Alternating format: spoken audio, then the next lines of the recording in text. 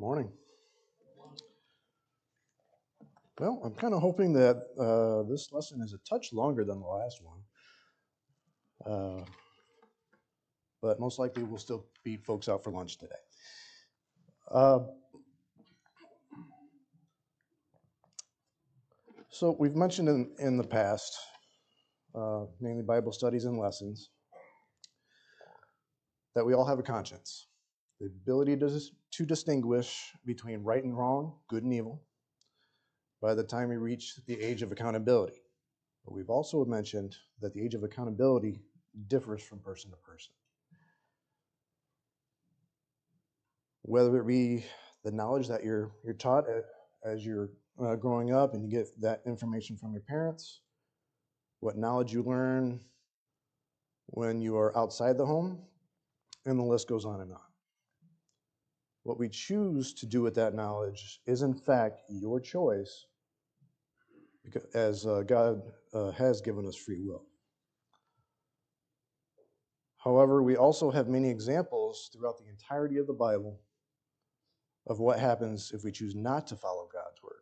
And most of us know of the accounts of Nadab and Abihu with offering of the strange fire, and Moses when he smote the rock instead of just talking to it, just to name a couple of examples.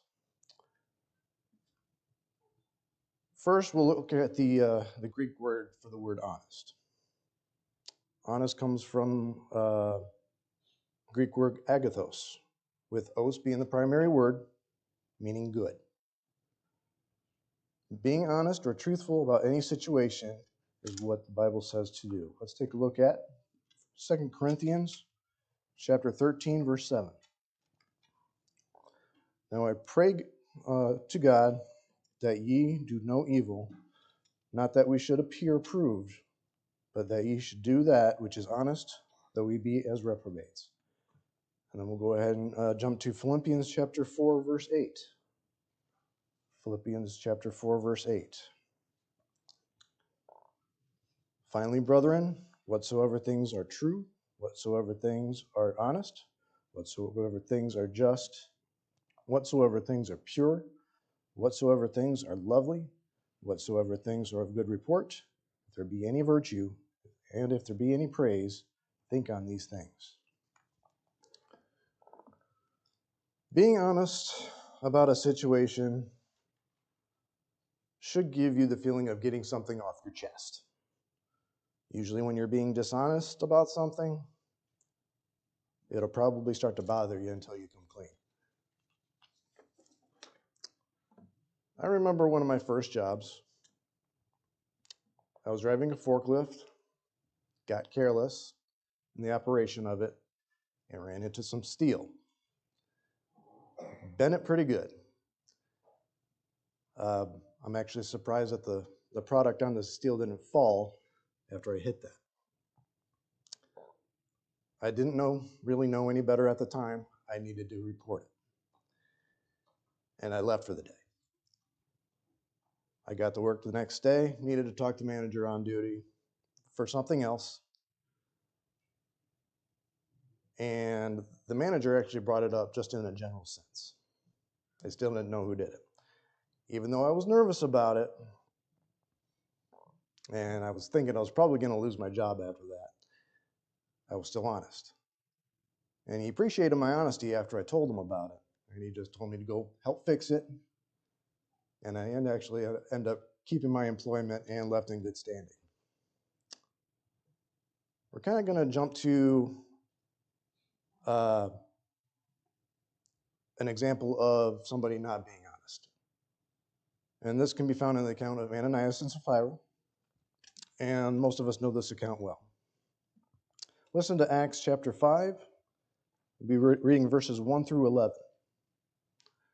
But a certain man named Ananias, with Sapphira his wife, sold a possession, and kept back part of the price, his wife also being privy to it, and brought a certain part and laid it at the apostles' feet.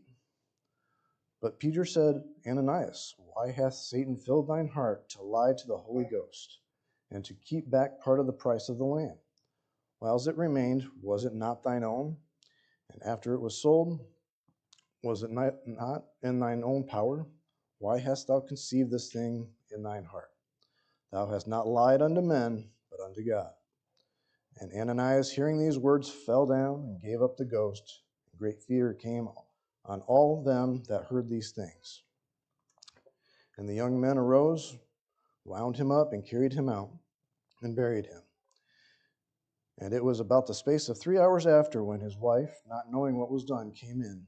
And Peter answered unto her, Tell me, whether ye have sold the land for so much? And she said, Yea, for so much. And Peter said unto her, How is it that ye have agreed together to tempt the Spirit of the Lord? Behold, the feet of them which have buried thy husband are at the door, and shall carry thee out.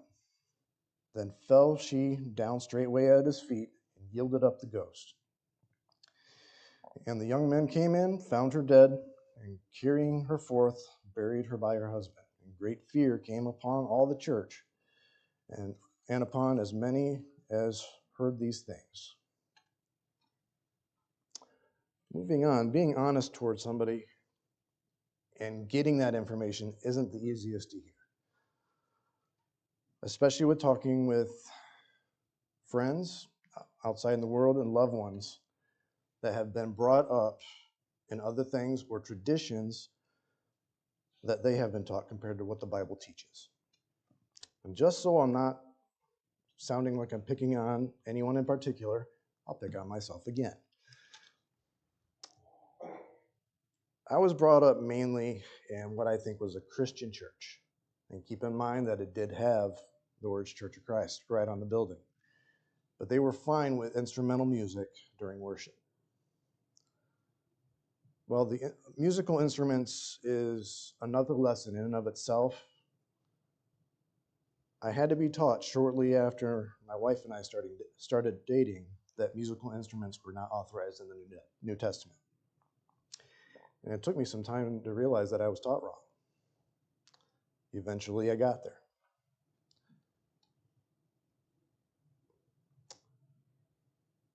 Have any of you been in a position, and we did discuss this in Bible study, so a lot of this is review, where you don't realize you're messing up with something, and a supervisor had to talk to you about it? And I'm talking about those awesome one-on-one chats. It feels incredibly awkward hearing about that you were doing something wrong, and it needs to be corrected. And just an update to your outline, I'll be actually swapping Acts 2:36 through 38 and Acts 17:10 through 11. So an example of what I can think of about somebody being taught about something that happened. I'll be bringing up what Peter says to Israel, or the house of Israel, in Acts chapter 2, verses 36 through 38. Therefore let all the house of Israel know assuredly that God hath made that same Jesus, whom ye have crucified, both Lord and Christ. Now when they heard this, they were pricked in their heart, and said unto Peter and to the rest of the apostles, Men and brethren, what shall we do? When Peter said unto them, Repent and be baptized, every one of you, in the name of Jesus Christ, for the remission of sins, and ye shall receive the gift of the Holy Ghost. So what do you need to do when you're told something from the scriptures and you need to correct it? Don't get defensive. Say instead, I've never heard that. Let's sit down and study that together. If you simply take their word for it, you may never know if they were correct or not. And they may also find out they were teaching incorrectly and don't realize it. If you find out that they were correct, correct your mistake, repent from it, learn from it, and hopefully they will do the same. This being said, let's do what the Bereans did, and we search the scriptures for ourselves. Let's read Acts chapter 17, verses 10 and 11. And the brethren immediately sent away Paul and Silas by night unto Berea, who coming thither went into the synagogues of the Jews. These were more noble than those in Thessalonica, and that they receive the word with all readiness of mind, and search the scriptures daily, whether those things were so. And even Apollos, he was mighty in the scriptures. Priscilla and Aquila had to teach Apollos more perfectly when he was teaching only the baptism of John. Listen to Acts chapter 18, verses 24 through 28. And a certain Jew named Apollos, born at Alexandria, an eloquent man and mighty in the scriptures, came to Ephesus.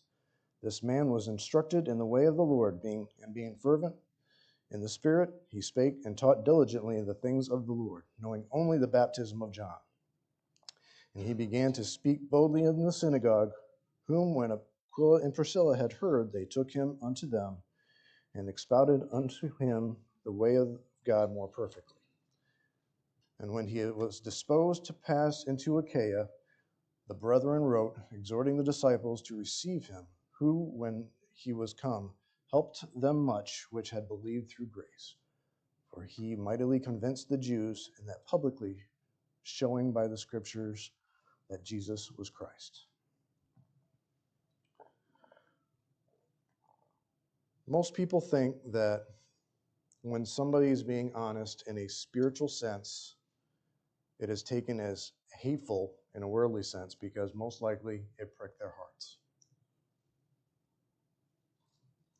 Then we as Christians need to know the scriptures and to convey it in a loving manner, just to get your point across. And yes, it'll be frustrating, as the majority of the time, yes, you're teaching friends and family, they don't necessarily want to hear it, but you're still going to try to get it to them.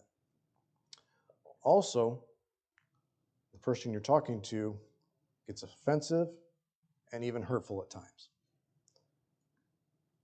Just remember what Jesus says in Matthew chapter 5, verses 10 through 12. Blessed are they which are persecuted for righteousness' sake, for theirs is the kingdom of heaven. Blessed are ye, when men shall revile you and persecute you, and shall say all manner of evil against you falsely for my sake. Rejoice and be exceedingly glad, for great is your reward in heaven, for so persecuted they the prophets which were before you. Now we're going to jump down to same book and chapter, Matthew 5, verses 43 through 45. Ye have heard that it hath been said, thou shalt love thy neighbor and hate thine enemy.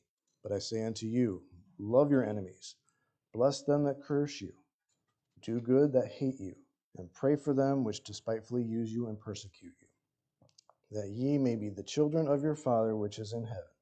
For he maketh his sun to rise on the evil and on the good, and sendeth rain on the just and on the unjust. Let's be truthful, honest, and good. Parents, let's continue to teach our kids the way of honesty. Even the simple matter of, if we forget to ring something up at a register at a store, and most places have those self-checkouts now, and you realize it, this has happened to my family. You take it back, and you pay for it. If somebody drops money on the ground, and you know who it belongs to, get it back to them. If you don't know who it belongs to, turn it into a manager. That person most likely will be back for it. Kids, if you see something that doesn't look right, don't be afraid to speak up. And this goes to even bringing it up to your parents. If you can handle the situation on your own, fantastic. But do it in a loving manner and walk away from the situation if they don't fix what they're doing wrong. Lastly, everyone, be honest. We all mess up from time to time. If you have put on Christ in baptism, simply repent of it. Correct it, and be right with God. If you have not put on Christ in baptism, please make the decision to do it. But do it for the right reason. It's what the scriptures teach, and you want to obey the scriptures. Originally, when I was growing up, My family wanted me to be baptized as any other family would want. But I did it because that's what they wanted. I believe that that church was a invite Jesus into your heart type of church, and they had a mass baptism. Several of us were baptized on a Sunday that they chose, not that I wanted to actually get in and get it done. I had a vague idea of who Jesus was, but I didn't truly know what the Bible taught. And I didn't know what the gospel truly was until I was much older. And I'm thinking this was only about 10 years ago. Is when I actually got baptized for the right reasons. This being said, for those who don't know what the gospel is, it is the death, the burial, and the resurrection of our Lord Jesus Christ. What you want to do is hear the gospel. Romans 10:17. Believe that Jesus is Christ, the Son of God. John 8:24 and 58. Repent of past sins. Luke 13:3 and 5. Confess Jesus is Lord. Matthew 10:32 and 33. Be baptized for the remission of sins. Acts 2:38. And remain faithful to Christ. Revelation 2:10. If you have not put on Christ in baptism, I encourage you to do so. And if you are in need of the prayers of the Lord's church, please come forward as we stand and sing.